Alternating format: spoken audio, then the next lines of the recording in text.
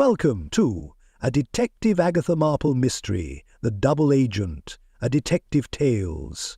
If you are new to our channel, please do consider subscribing to our channel and giving us a like. But if you are a regular, welcome back. The courtroom hummed with quiet anticipation, a subdued murmur beneath the weight of impending judgment. Ornate chandeliers overhead flickered, casting long, wavering shadows against the dark oak panelling. The air carried the acrid tang of old cigar smoke, mingling with the scent of varnished wood and the faint perfume of anxious bodies pressed close on the spectator benches. At the defendant's table, Bella Moretti sat with her hands clasped so tightly her knuckles had turned a ghostly white. The pearls at her throat, modest but unmistakably expensive, lay still against the high neckline of her dark dress. Every inch of her appearance had been carefully curated for the jury's benefit. A woman neither too vain nor too plain, neither too pitiable nor too aloof. But beneath her composed facade, a tension coiled. The courtroom doors groaned as they opened. A uniformed officer led Sammy Green to the witness stand. He was a wiry man with restless eyes, his copper hair hastily combed but failing to disguise its unruliness. His suit, though decent, bore the unmistakable wrinkles of a man unaccustomed to such scrutiny. The prosecutor, a gaunt man with a sharp nose and an even sharper tongue, stood with measured authority. He gestured toward Sammy. "State your name for the record." "Samuel Green," he said, clearing his throat. "Most folks call me Sammy." "And your profession?" I run numbers. Just small time, nothing big." A whisper rippled through the courtroom. The prosecutor allowed a pause, letting the implication settle before continuing. "Tell the court what you saw on the night of September 14th. Sammy shifted in his seat, eyes flicking to Bella for the briefest second before darting away. He adjusted his tie with shaking fingers.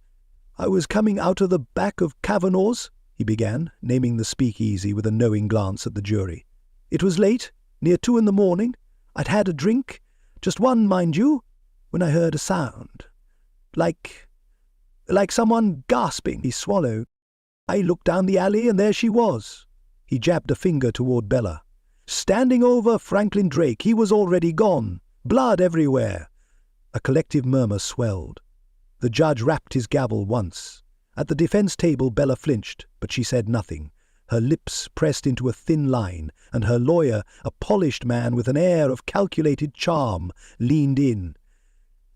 "Objection," he drawled smoothly. "Mr. Green's testimony is speculative at best. He claims to have seen my client standing over the victim, but he has yet to state if he actually witnessed the act." The judge, an older gentleman with deep-set eyes and a face carved by decades of stern deliberation, tilted his head. "Sustained. Mr. Green, did you see Miss Moretti harm Mr. Drake?" Sammy hesitated. "No, but she was there."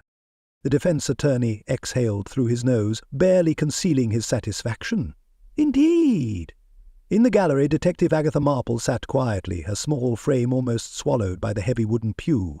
A woman of unassuming presence, she was often overlooked, a mistake she had learned to exploit. She studied Sammy with a critical gaze, his nervous fidgeting, the slight tremor in his voice, the way his fingers twitched when the prosecutor pressed him for details. Not lies, necessarily, but something wasn't right. His eyes flicked toward the exit whenever he paused, a man eager to be elsewhere, that she noted. The trial continued, voices rising and falling in the measured cadence of legal debate. But Agatha remained still, watching. Somewhere in the tangled threads of testimony and half-truths lay the key to Franklin Drake's murder. She intended to find it. The steady tap-tap of rain against the window-pane was the only sound in Agatha Marple's office. The small room smelled of old paper, tobacco, and the faint trace of lavender sachets tucked away in drawers. A single desk lamp cast a warm golden glow over the worn mahogany desk, where stacks of open case files lay like discarded playing cards, their yellowing pages curled at the edges. Agatha sat with one ankle neatly crossed over the other, a cigarette balanced between her fingers, sending a thin spiral of smoke toward the ceiling. She wasn't much for indulgences, but cigarettes helped her think. And tonight she had plenty to consider. She tapped ash into the tray and flipped open a folder marked Samuel Green, a familiar name in the darker corners of the city. He had never been quite important enough to warrant serious attention, but his reputation lingered in whispers. Small-time fraud, petty bribery, a man who had a curious habit of always being near trouble but never quite in its grasp. That, she had learned, was more damning than any conviction. She ran a finger down the column of typewritten offences, noting a particular entry, 1922. Alleged involvement in falsified witness testimony. Charges dropped. Her lips pressed into a thin line. That was interesting. Before she could follow the thread, a sharp knock at the door broke the quiet. She sighed, stubbed out her cigarette and straightened. "Come in." The door swung open, and Luca Moretti stepped inside, bringing the scent of damp wool and expensive cologne. He was a broad man, built like a boxer, with a face that had seen its share of fights and a presence that filled the room. His jaw was set tight with frustration, his dark eyes stormy. "My sister's being set up," he said without preamble, his voice a low growl. He took 2 steps forward and dropped a bundle of cash onto the desk. "I need you to prove it." Agatha didn't so much as glance at the money. Instead, she folded her hands and regarded him coolly. "I find the truth, Mr. Moretti," she said, "but I don't take bribes." A muscle twitched in his jaw. He hesitated, then nodded once, reaching forward to reclaim the bills. "Fine," he muttered, "then find the bastard who did this." Agatha studied him a moment longer. He was angry, yes, but not desperate. He believed his sister innocent, but he wasn't pleading. He was demanding. Fearful law, that meant one of 2 things. Either he had absolute faith in her, or he had a very specific idea of who was responsible. She leaned back in her chair. "Who do you suspect?" Luca exhaled sharply, dragging a hand down his face. "Bela didn't kill Drake. She wouldn't. But someone wanted her to take the fall." He hesitated, then added, "Maybe someone close to him. Maybe someone who had a reason to want him dead." Agatha let the words settle. It was an obvious deflection, but not necessarily a dishonest one. Franklin Drake had been a man of wealth and influence, the kind who attracted enemies like moths to a flame. She reached for her notebook and flipped it open. "Tell me everything you know." Luca scowled but pulled up a chair. Outside, the rain continued to fall, drumming a steady rhythm against the glass as the detective's investigation began. The speakeasy was a world unto itself, smoky, dimly lit, thrumming with quiet conversation and the distant wail of a saxophone. The bartender worked methodically, his sleeves rolled up, moving with the kind of efficiency that only came from years of tending to the secrets of men who drank to forget or to scheme. Agatha Marple sat at the bar, her gloved fingers resting lightly on the rim of a glass of gin, untouched. She never drank while working, not because she disapproved, but because it dulled the senses, and Agatha's senses were sharp. She glanced at the bartender, a wiry man with slick-back hair and an expression that suggested he had seen everything and cared for very little of it. "You knew Franklin Drake," she said, her voice quiet but firm. The bartender, who had not yet volunteered his name, paused in the act of wiping a tumbler. "Maybe I did," he replied, setting the glass down. "Depends on who's asking." Agatha gave him a small, knowing smile. "A woman who pays for information rather than strong-arms it." His lip curled in amusement. "Now that's a rare thing in this place." He leaned in slightly. "Yeah, I knew Drake. Came in often. Good tipper. Had a taste for bourbon and bad decisions. And Isabella Moretti." That got a reaction, a flicker of something in the bartender's eyes before he composed himself. "She used to come in with him, real ladylike. But something changed a few weeks back. She stopped showing up, and when she did, she didn't sit with him." Agatha tapped her fingers against the bar. "Did he take it well?" The bartender snorted.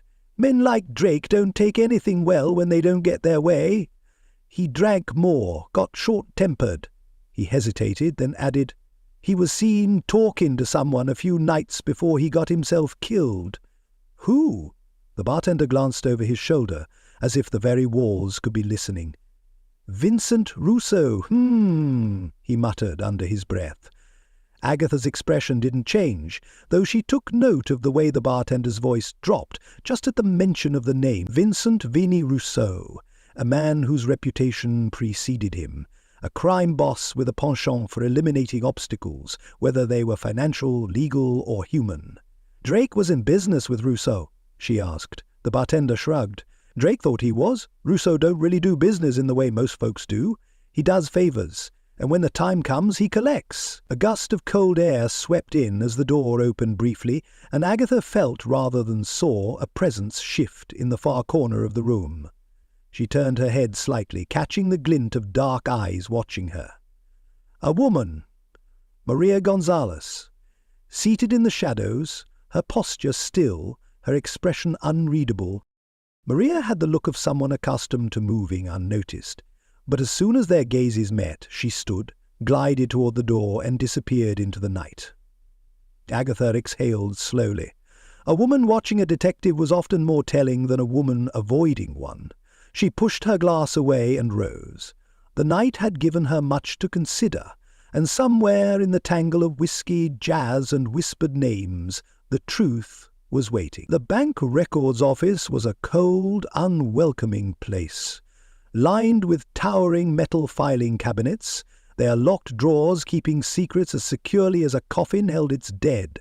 A single gas lamp flickered overhead, its weak glow casting wavering shadows on the walls.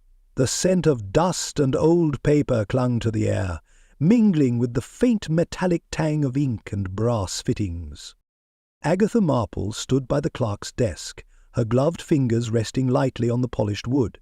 She was patient, offering no more than a polite smile as the wiry young man across from her hesitated, his spectacles perched precariously on his nose, his eyes darting toward the door as if expecting a superior to materialize at any moment. "You understand," he whispered, shifting nervously. "This is highly irregular." Agatha nodded, slipping a crisp bill across the desk with practiced ease. "Of course," she said smoothly. "And yet, here we are." The clerk swallowed. His fingers twitched before he reached for the money, tucking it swiftly into his vest pocket. Without another word, he turned and unlocked one of the cabinets, rifling through the records with quiet efficiency. Agatha waited, her expression composed, though her mind moved quickly. Vincent Rousseau's business dealings were, by all accounts, as impenetrable as the man himself, but money had a way of leaving a trail, no matter how carefully one tried to cover their tracks. The clerk finally extracted a thick folder, setting it before her. 10 minutes, he muttered. "That's all I can give you." Agatha inclined her head in gratitude, already flipping through the records with swift, methodical precision. The numbers were complex, deliberately so. Large sums funneled through various shell companies, each designed to obscure the origin of the funds. But then, buried within the labyrinth of transactions, a name stood out. A payment to a shell company, and that company, in turn, had deposited money into an account under the name of Samuel Green. Agatha's lips pressed into a thin line. So, Sammy had been bought. The question was, by whom? She stepped back, exhaling sharply, her breath ghosting in the cold air of the records room. One thing was certain, whatever game was being played, Sammy Green was not just a witness, he was a piece on the board. Vincent Vinnie Rousseau's penthouse was a temple to excess.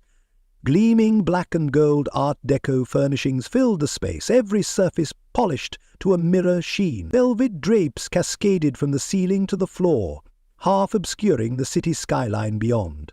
A low jazz tune purred from a gramophone in the corner, the slow, sultry notes curling through the air like the smoke from Rousseau's cigar. Agatha Marple stood just inside the doorway, unassuming as ever, her gloved hands folded neatly in front of her. She had been here before. Places like this, at least. Lavish rooms designed to impress but never to comfort. Men like Rousseau built their kingdoms on fear, and their thrones were upholstered in the debts of others. Rousseau himself lounged in a leather armchair, dressed in a silk robe, his cigar pinched between thick fingers. He was a broad-shouldered man, not tall but heavy-set, with slicked-back hair and a smile that never quite reached his eyes. "You've got nerve, Miss Marple," he said, exhaling a ribbon of smoke. "Not many people come knocking unless I invite 'em." Agatha offered a thin smile. "I imagine their hesitation stems from a desire to remain breathing." Rousseau chuckled, tipping ash into a crystal tray. "Smart girl." She stepped forward, taking in the details, the half-empty glass of bourbon at his elbow, the faint scent of pomade, the way his fingers drummed idly against the armrest. A man at ease, or a man pretending to be. "You paid off Sammy Green," she said plainly. "Care to explain why?" Rousseau spread his hands in mock innocence. "Nothing to explain. Kid needed some encouragement to say what needed saying, that's all." "To frame Isabella Moretti," Rousseau exhaled sharply. "Listen, lady, Bella killed Drake, everybody knows it. All I did was make sure the law saw it that way." He took another slow drag on his cigar, his smirk widening. "I didn't mean I offed the guy myself." Agatha studied him. His confidence wasn't just an act. He believed what he was saying. That was interesting. "You don't strike me as a man who takes risks," she said. "If you were truly guilty, you wouldn't be so flippant about it." Rousseau leaned forward, eyes narrowing slightly. "I don't like loose ends, and I don't like people playing games in my city. Drake got himself killed, sure, but not by my hand." Agatha let the silence stretch, watching the flickering shadows cast by the gas lamps. Rousseau wasn't lying, at least not about this. He had set Bella up, but only because he had been certain she was already guilty, and that meant the real killer was still out there. She turned toward the door. "Thank you for your honesty, Mr. Rousseau." His grin widened. "Honesty's overrated, sweetheart. But you're welcome." Agatha left without another word, her mind already working. She had expected to find a killer. Instead, she had found a man who thought he had already done the job, which meant someone else had played them both. The alley was slick with rain, the cobblestones glistening under the flickering light of a street lamp. A stray cat slunk through the shadows, pausing briefly before darting away as the sound of sirens grew louder in the distance. The city never slept, but it had its moments of silence. Brief, breathless pauses before disaster struck again. And tonight disaster had come for Vincent Vinnie Rousseau. His body lay sprawled against a brick wall, his silk shirt stained dark, the blood pooling at his feet almost indistinguishable from the rainwater streaming through the gutter. His face was frozen in a final grimace, as though he had realized too late that the world was turning against him. The bullet wound in his chest was nearly identical to the one that had killed Franklin Drake. Precise, calculated, and utterly impersonal. A crime of necessity, not passion. The first officer on the scene had barely time to process the body before he spotted a figure just beyond the mouth of the alley. Samuel "Sammy" Green. Sammy stood hunched, his hands raised as if to ward off the inevitable accusation. His coat was wet, plastered to his thin frame, and his hands, shaking unsteady, were covered in blood. Whether it was Rousseau's or his own, it hardly seemed to matter. "I didn't do it," Sammy's voice cracked with panic. "I swear, I didn't." The officer grabbed him by the arm, twisting him around. "You're covered in the guy's blood, Green. Doesn't look good." Sammy shook his head frantically, his eyes darting left and right as if searching for a way out. I was just passing through. I heard the shot. I ran over. He was already dead, I swear. He swallowed, looking down at his hands. "I just checked if he was still breath in, that's all," the officer scoffed. "What do you call a confession?" Sammy paled. No, The officer yanked him toward the patrol car, ignoring his protests. A second officer bent over the body, letting out a low whistle. "Rousseau, He shook his head. "Didn't see that one coming." A detective, one of the usual city men, arrived on the scene moments later, stepping carefully over the puddles as he surveyed the damage. His gaze flicked between Rousseau's body and Sammy's trembling form. "Well, well," he murmured. "First Drake, now Rousseau, and look who's standing over the body." Sammy's voice was desperate now. "This ain't what it looks like." But no one was listening. The city was predictable that way. Some men were born unlucky, and some men were set up to fall. The rain drummed steadily against the window of Agatha Marple's office, streaming down the glass in silver rivulets, distorting the glow of the gas lamps outside. The small space was cluttered but orderly, papers stacked in neat piles, case notes pinned with methodical precision, an old clock ticking softly on the wall. A single desk lamp cast its golden light over the scene, highlighting the tension in the air. Across from her, Sammy Green sat, hunched in a wooden chair, his fingers knotted together, his damp coat smelling of the night's cold. He had the look of a man who had run out of places to hide, eyes darting, leg bouncing, his breath just a fraction too quick.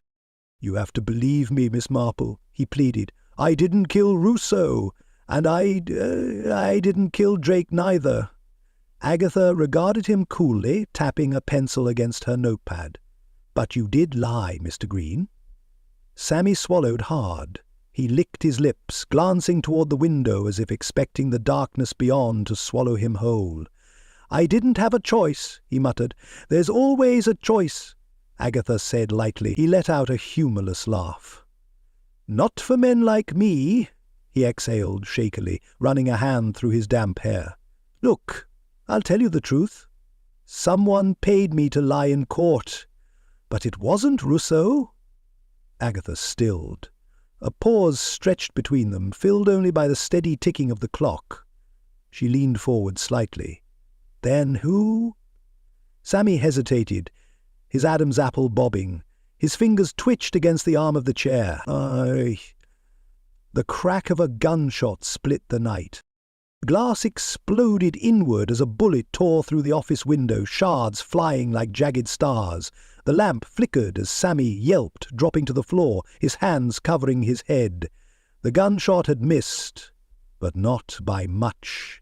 Agatha, calm despite the ringing in her ears, flicked her gaze toward the broken window.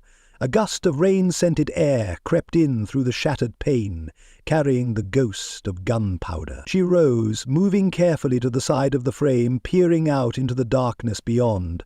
The street below was slick with rain, but whoever had fired the shot had already vanished into the night. A warning. Agatha turned back to Sammy, who was still cowering.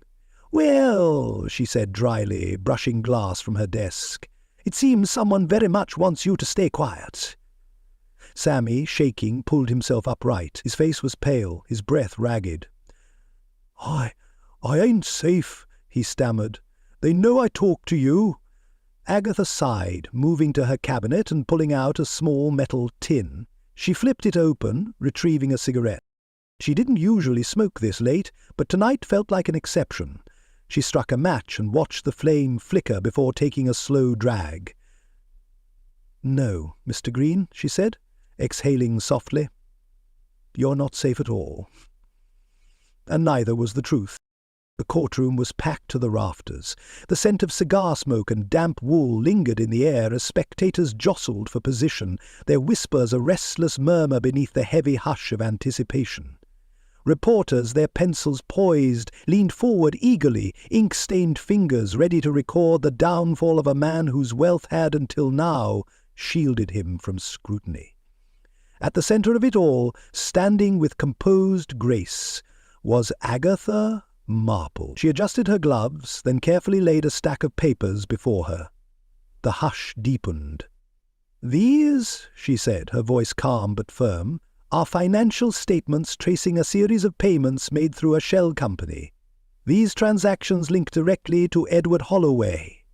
A ripple of shock coursed through the gallery. Holloway, seated at the defense table, stiffened, his carefully composed expression flickering, just for a moment, before settling into one of cold indignation. "This is preposterous," he snapped, rising to his feet. "An outright fabrication." Agatha merely arched a brow. "Mr. Holloway," she continued, "has spent years cultivating a reputation beyond reproach, A businessman, a benefactor? She tilted her head slightly. And yet the numbers do not lie. He funneled money to Samuel Green, who, as we now know, was paid to fabricate his testimony. He ensured Isabella Moretti took the blame, all while hiding in plain sight. The judge rapped his gavel, calling for order as voices rose in a clamour. "You have no proof of that," Holloway barked. "Bank statements mean nothing. A woman's voice cut through the din. "I have proof." A rustle swept through the room as all eyes turned toward the rear entrance. The doors swung open, revealing a familiar figure. Maria Gonzalez She stepped forward, composed but fierce, holding a leather-bound ledger in her hands. "I was in hiding," she said, voice steady. "Gathering everything I needed," she turned to the judge. "This book contains records of Holloway's transactions, not just with Green, but with Franklin Drake, with Vincent Rousseau, with men whose names are now nothing more than obituaries." A collective gasp spread through the room. Holloway's composure cracked, his hands clenched at his sides. "This is absurd," he spat. "Lies! But even as he spoke, his gaze flicked toward the door. Agatha saw it before he moved, the instant of hesitation, the calculation behind his eyes. And then he ran. Reporters scrambled, chairs overturned, officers lunged forward. Holloway shoved past stunned onlookers, his polished shoes slipping on the marble floor, as he made a break for the exit. He nearly made it. The bailiffs caught him just as he reached the doors, dragging him back as the courtroom thundered with excitement. Agatha, watching, merely exhaled softly. She had seen it before, a man so convinced of his own invincibility, until the walls closed in. She reached for her gloves, smoothing them over her fingers. Justice, after all, had a way of catching up. The jail cell was a miserable thing, small, damp, and thick with the scent of old iron and despair. A single bulb buzzed overhead, casting a weak yellow glow over the rough stone walls and the narrow cot shoved into the corner. Outside, the distant clang of metal doors and the murmur of guards were the only sounds that broke the heavy silence. Sammy, Green sat on the cot, elbows on his knees, his hands clasped together as if in prayer. He wasn't a religious man, but he supposed everyone found themselves whispering to something in a place like this. He had always known his luck would run dry one day. He just hadn't thought it would be like this. The sound of approaching footsteps made him tense. A moment later, Agatha Marple appeared beyond the bars, flanked by a stern-faced officer. Unlike just calm, steady observation, Sammy let out a breath, shaking his head. "You again?" Agatha tilted her head slightly. "Were you expecting someone else?" He gave a bitter chuckle. "Just myself? I figured I'd sit here long enough to rot before anyone cared what I had to say." She folded her hands in front of her. "That depends entirely on whether what you have to say is worth listening to." Sammy swallowed hard, his fingers tightening. "I lied," he admitted. "About Bella, about what I saw. I knew she wasn't the killer, but I took the money anyway." His voice cracked slightly. "And now people are dead because of it." Agatha's expression remained unreadable, but her gaze did not waver. He exhaled shakily. "If I testify, they'll cut me a deal, right?" Agatha inclined her head slightly. "A reduced sentence, yes, not a full pardon. There are consequences for what you did." Sammy nodded, his throat bobbing. "I get it. I do. I don't want to go down as the coward who let an innocent woman hang." Agatha regarded him for a long moment before speaking. "You did the wrong thing," she said quietly. "But you made it right. Don't waste it." Sammy met her gaze, and for the first time in a long while he felt something other than dread settling in his gut. A chance, small as it was, to leave behind something other than regret. The courthouse steps were slick with rain, the morning sky heavy with grey clouds that had yet to release their full fury. A hush had fallen over the crowd. Reporters with notepads poised, murmuring onlookers, and the last remnants of lawmen ensuring the proceedings remained orderly. But in the centre of it all, Isabella Moretti stood, free at last. She exhaled slowly as if she had been holding her breath for weeks, and then, with a small broken sound, She rushed forward, straight into the waiting arms of her brother, Luca. "È finita," he murmured against her hair. "It's over." The words felt impossible, but she clung to them anyway. Inside the courthouse, Edward Holloway had met his fate. A guilty verdict, his empire of corruption and manipulation laid bare before the world. His connections had crumbled, his influence turned to dust. He had been so certain of his invincibility, so sure that the world would continue to play by his rules, but greed, as always, had a habit of eating men whole. The newspapers would have their story. A once untouchable man, shackled and disgraced. Justice had been served. Not a perfect justice, perhaps, but justice nonetheless. A few steps away, Samuel "Sammy" Green lingered, hands shoved deep in his pockets, his expression unreadable. He had avoided the gallows, but his sentence was still real. Reduced time, yes, but time all the same. He had made his choices, and now he would live with them. Agatha Marple, watching from a distance, met his gaze.